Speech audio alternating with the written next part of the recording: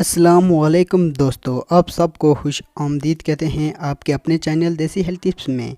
आज की इस वीडियो में हम आपको बताने जा रहे हैं गोश्त को जल्दी से पकाने के आसान तरीके, जिसके हम जानते हैं ईद उल अज़हा पर कुर्बानी के जानवरों के गोश्त से हर कोई लुत्फ़अंदोज़ होता है।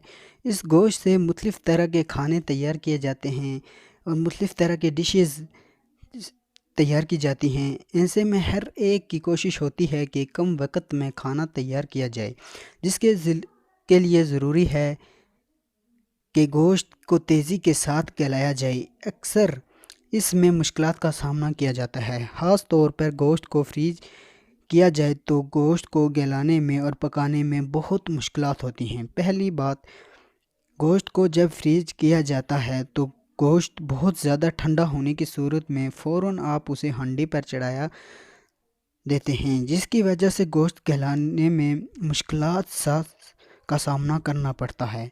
लेकिन आपको परेशान होने की ज़रूरत नहीं है, क्योंकि आपको हम इस वीडियो में चंद टिप्स देंगे।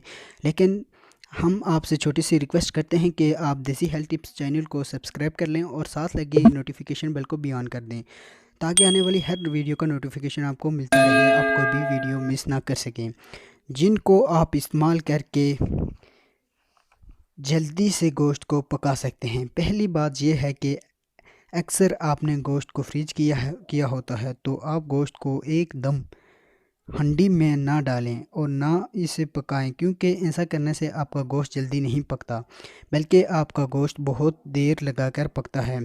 खाते वक्त भी वो गोश्त का कच्चा सा महसूस होता है।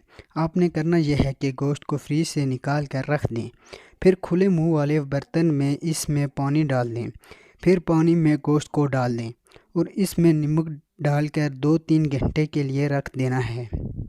इससे आपका गोश्त नरम हो जाएगा और जब आप गोश्त को पकाएंगे तो वो जल्दी गल जाएगा और जायका भी आप बहुत अच्छा होगा। नींबू का इस्तेमाल, अगर नींबू गोश्त के ऊपर लगा कर पकाया जाए तो गोश्त बहुत जल्दी पक जाएगा। नंबर 3, चाय का इस्तेमाल। चाय में 10 नमी मरकबात शामिल होते हैं, जो कुदरती तौर पर गोश्त को जल्दी गलाने में मदद देते हैं।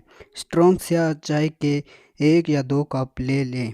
इन्हें ठंडा करने के बाद गोश्त को इसमें मिक्स करने के लिए इस्तेमाल करें। जब गोश्त को पकाएंगे तो गोश्त आसानी से गल जाएगा और जायका भी बेहतरीन होगा। नंबर 5, अर्क या सिरके का इस्तेमाल। अर्क या सिरके में ऐसे तेज़ाबी असरात मौजूद होते हैं जो कि गोश्त को गलाने में, नरम करने में अहम किरदार अदा करते हैं और इसके साथ साथ वो आपके गोश्त का जायका भी बढ़ाते हैं। नींबू का भी इस्तेमाल आप कर सकते हैं। आपने अर्क या सिरका या नींबू को गोश्त पर छिड़क देना है। तकरीबन 1 घंटे के बाद गोश्त को पकाना है। इससे आपके गोश्त का जायका भी बहुत अच्छा होगा और आप जल्दी से तकरीबन 20 मिनट में आप अपनी डिश को तैयार कर सकते हैं।